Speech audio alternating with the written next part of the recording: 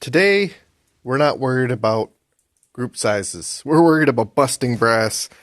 But no, seriously, for a while now, I've been having this ongoing project where, let's see here. Okay, this is my 8th firing with 303 British brass. Those who know that 303 is a meat grinder when it comes to brass. And the 8th firing is considered pretty good. This is a stout charge, 40 grains of Accurate Arms XMR 4064. And what we have left is our Remington brass. If it will focus. There you go, you see it, RP, Remington. Followed by PPU. This is the final countdown. So we're going to see who can make it to 10 and beyond. Hornady brass didn't do so well. In fact, this can be culled too. But I kept these because you'll see further up from the case head, right about there, about a third up, there is some incipient case head separation. It's weird that it's that high up, so I did want to show that. And then lastly, again, those who know that this is a case extractor for when we do have a catastrophic failure. Not that I intend to do that, but then again, who actually intends? But in case it does happen, I do have one, and that's what it looks like. If it happens, I'll show you how it works. Anyway, let's get to shooting.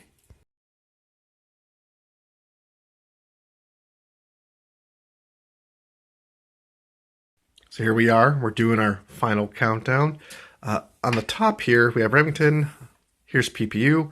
And you'll notice that I have 5 of each that are standing with their necks facing up. These are the ones that, upon inspection, have the beginnings of case head separation. Let's show you. This is going to be the best example. And this is a piece of Remington again. And you can see this right there, pretty much at the tips of my fingers, right in the web. That is the beginnings of case head separation. Another firing, and definitely this thing would have went boom. And not in a good way.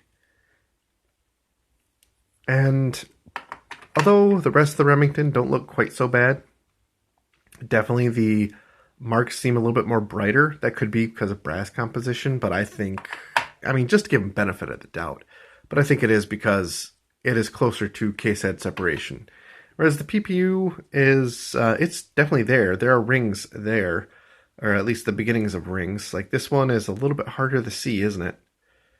But then we see, it's almost like a fine, I don't want to say crack, but it's definitely not a ring all the way around the case. It's more just like a crescent, I guess we'll go ahead and call it. And most of them look like that. They're pretty faint.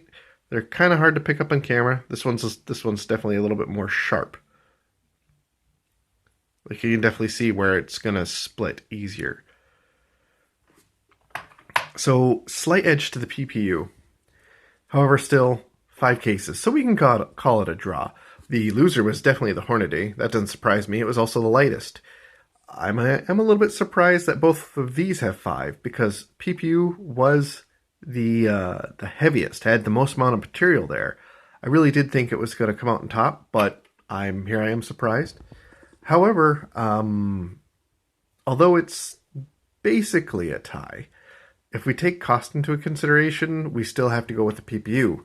A batch of 50 of this was $35. A batch of the 50 of Remington was approximately $45. I think a little bit more. The Hornady was the most expensive at slightly above $50. So definitely in the future, I won't be buying Hornady brass for 303 British. I'll probably continue to buy PPU simply because it's cheap. And like this rifle still has iron sights.